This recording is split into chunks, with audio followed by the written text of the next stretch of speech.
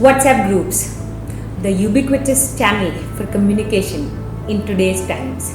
Right from good morning messages to daily updates to news being shared to entire companies and customer care and government departments working through this medium is what WhatsApp has become. Hello and welcome to Musings of a Mastery.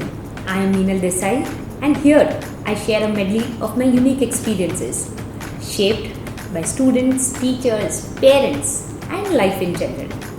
There is a particular group on the WhatsApp, the parent WhatsApp groups. How do parents form that WhatsApp group and how a new child that has just joined the classroom, his or her parent find that parent WhatsApp group and join it remains a mystery to the schools even today. I don't think there are a lot of schools who encourage or who facilitate making of these groups. However, all parents find their own WhatsApp groups and it's interesting to see what happens there. The groups have their own benefits, like they help the parents get together, they help the parents understand if their child has missed school or something.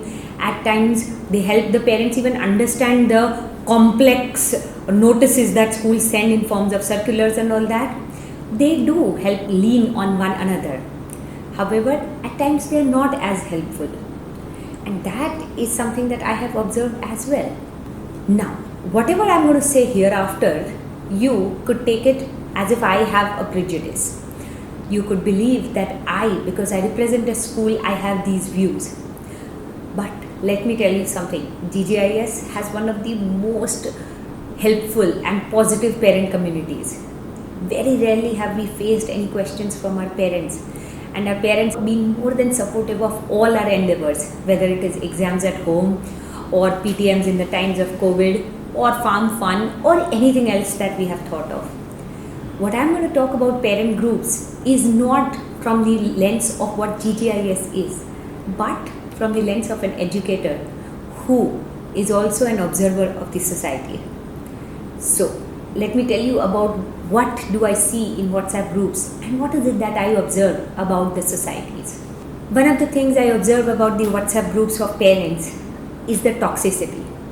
Sometimes there is so much negativity that is spread on those groups that I wonder, is it really a parents group or is it a group of a political party? Sometimes on the parent WhatsApp groups, there is an endless discussion of how a teacher goofed up or how the bus was late or how the maid was not up to the mark and all that.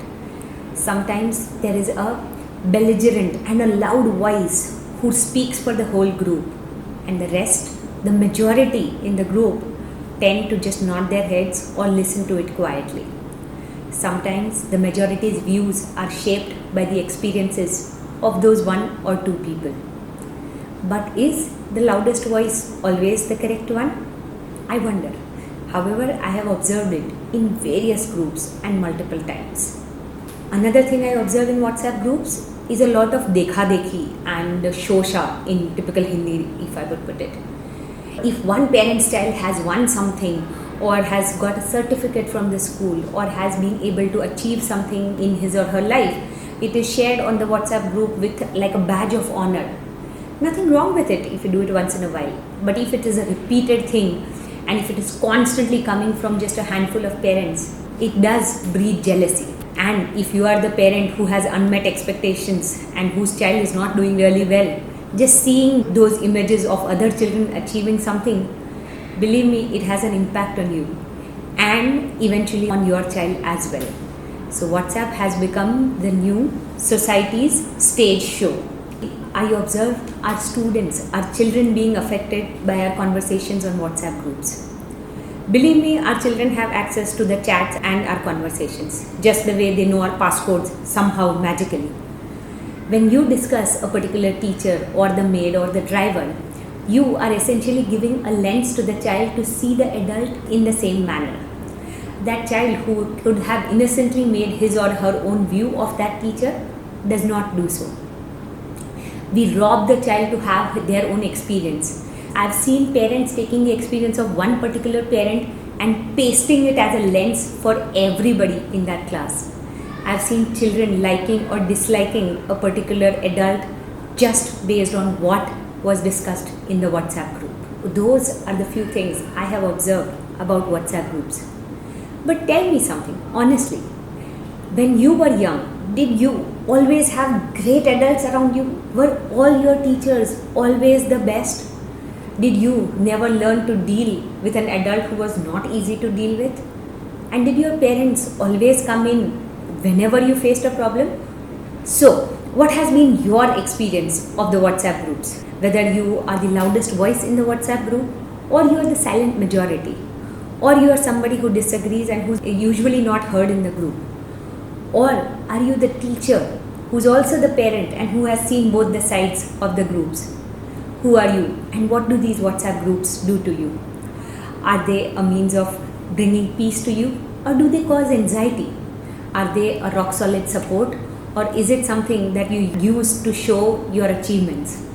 What do these WhatsApp groups mean to you? Do share your experiences with me, and I would love to know something that I don't know about the WhatsApp groups. I would love to know your experiences, your take on what these parent WhatsApp groups do. And I would love to hear from you on YouTube and Instagram. Don't forget to follow Musings of a Master. Thank you so much.